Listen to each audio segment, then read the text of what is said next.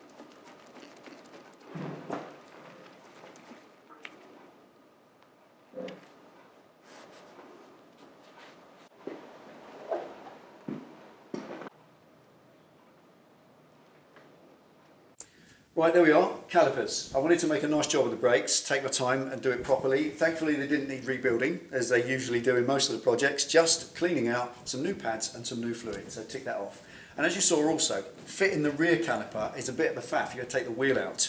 You can take the pads out, okay, you just pull the pin and pull the pads out and put them back in. That's great for servicing, but when you want to take the actual caliper itself off the bike, it doesn't lift off and fit back on like a normal front caliper. It slides off on horizontal pins, so you have to take the disc out of the way to do that. So that's an answer to another question I get asked all the time: why don't you torque anything up? Because as you see, sometimes halfway through a project to fit one thing, you've got to take something else off that you've already fitted, so it just saves you time. And I have a torque wrench today at the end to go over every single fastener front to back that I've touched on the whole project, and a few I haven't, and make sure I torque everything up to spec. Anyway, that's it for today. Join us in the next one, and hopefully we'll see if we can fit the exhaust. Looking forward to that.